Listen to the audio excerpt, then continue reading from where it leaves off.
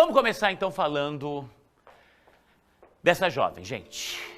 24 anos de idade. Enche a tela, por favor. Imagina o desespero dessa família, gente. Imagina o desespero de uma família que se vê obrigada a sepultar uma jovem que tinha uma vida inteira pela frente, que tinha sonhos. Imagina o desespero de uma família que se vê obrigada a se despedir de alguém num momento que nenhum pai, nenhuma mãe, ninguém está preparado para isso. Eu estou fazendo questão de deixar essa imagem na tela porque quando a gente fala de uma morte por dengue, às vezes essa morte é só um número, né? Não se fala muito de nome, não se traz dados de família, mas nesse caso, o próprio pai nos procurou. Nesse caso, a morte tem nome, Natália. Nesse caso, a morte tem idade, 24 anos. Nesse caso, a morte tem endereço, Maria Cecília, um bairro da Zona Norte de Londrina.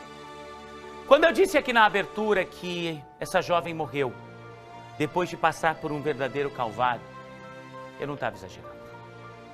12:09. Cimei, pega para mim, por favor, aquele spray vermelho ali, por favor. Só para você entender o que aconteceu com ela. Vem cá. Ronaldinho, por favor, aqui. Sexta-feira, essa jovem começou a passar mal. Ela então foi levada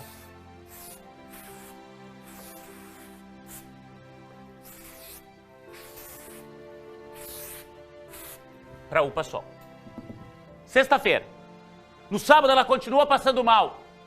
Na UPA Sol deram um remedinho e mandaram ela de volta para casa. Aí ela foi para a UPA.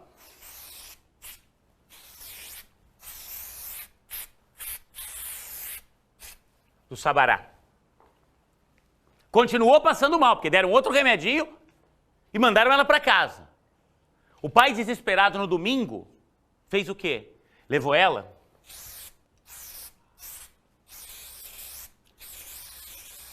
no HZN, no Hospital da Zona Norte.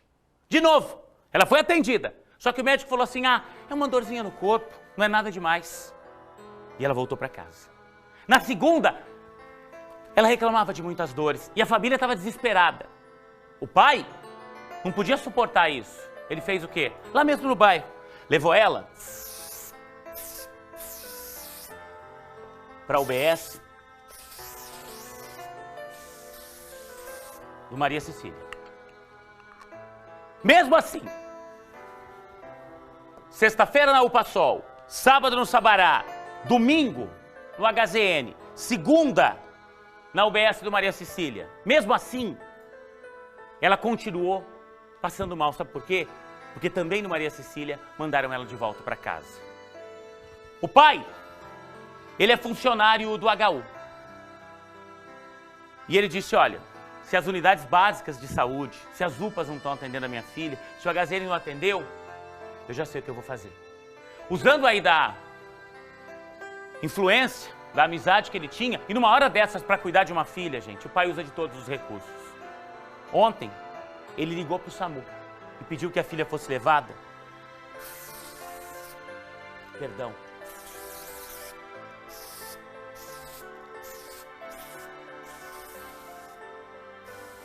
Fosse levada para o HU, para o nosso hospital universitário. Ela entrou na ambulância, mas infelizmente, ela não conseguiu chegar. Ela não conseguiu chegar no HU porque ela morreu a caminho. Sabe como é que terminou toda essa história aqui?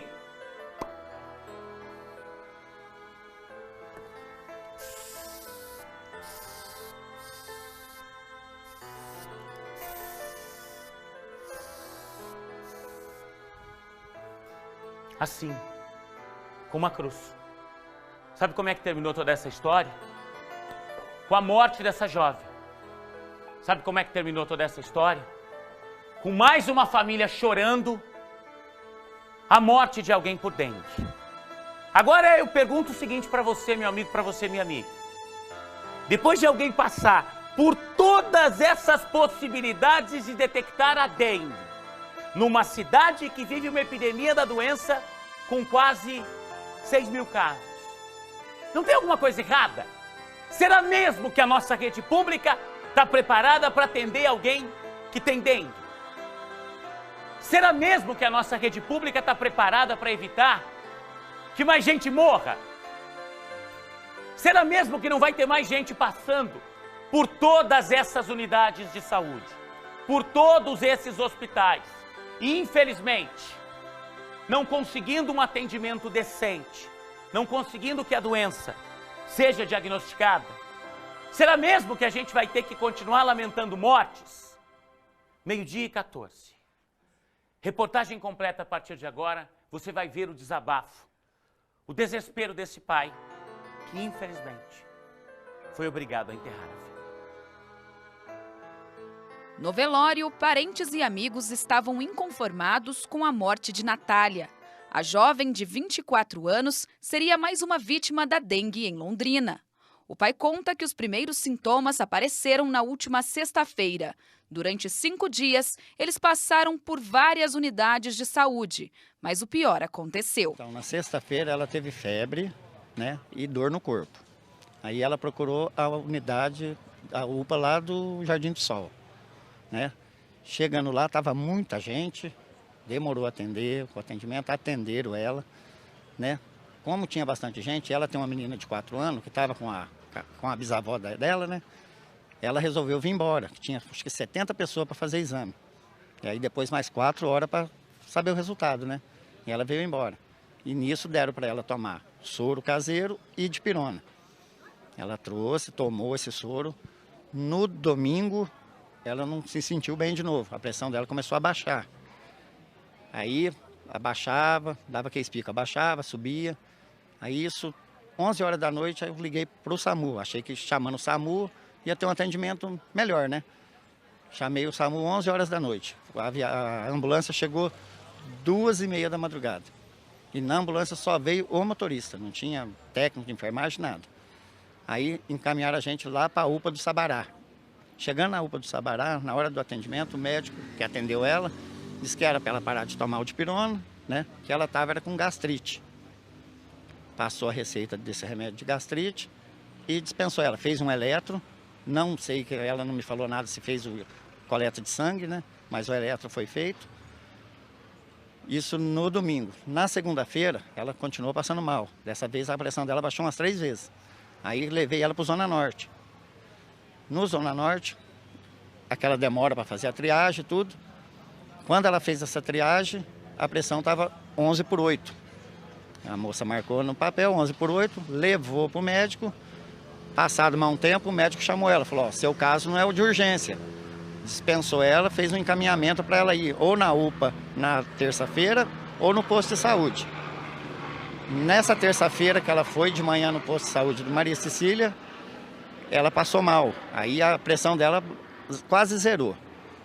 Não tinha médico de clínico geral, nada. Quem fez o atendimento dela foi um médico pediatra, deu a medicação, melhorou. Transferiu ela, chamou o SAMU, transferiu ela para o SAMU, né?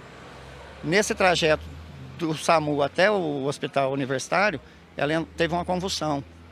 E dessa convulsão veio a ter a parada cardíaca e veio a óbito. No último balanço divulgado pela Secretaria Municipal de Saúde, 8 mortes eram consideradas suspeitas e aguardavam o resultado de exames. Com a morte da jovem, já são 9 casos considerados suspeitos na cidade. Apesar de não haver a confirmação oficial, a família não tem dúvida de que Natália faleceu por causa da dengue.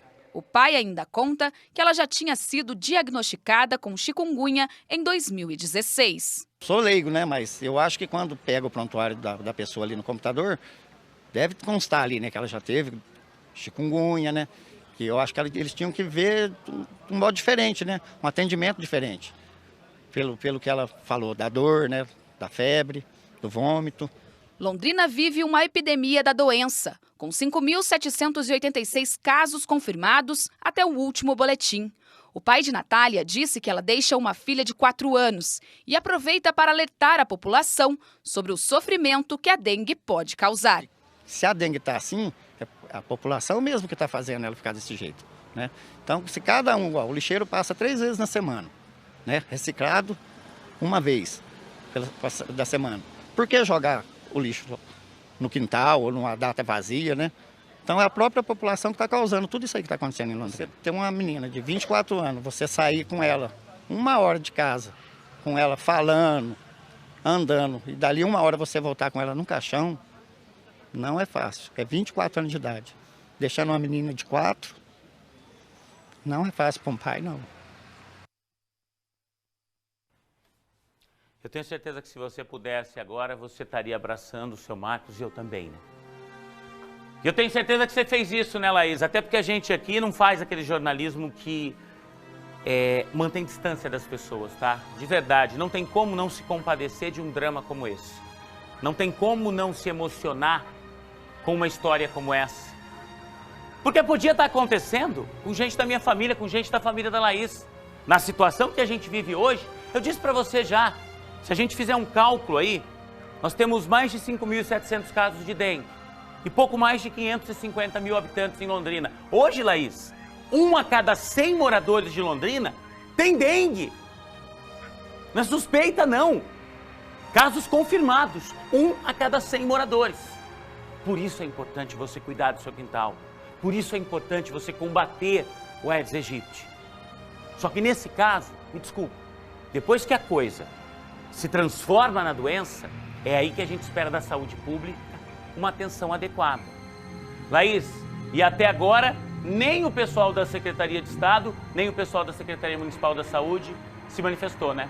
Pois é, Juliano, como ele contou toda essa história, né, falando sobre as unidades de saúde pelas quais a filha passou, a gente entrou em contato com a Secretaria Municipal de Saúde para tentar uma entrevista ou uma nota e também com a direção do Hospital da Zona Norte. Só que até agora nós não obtivemos resposta sobre esse assunto, Juliano.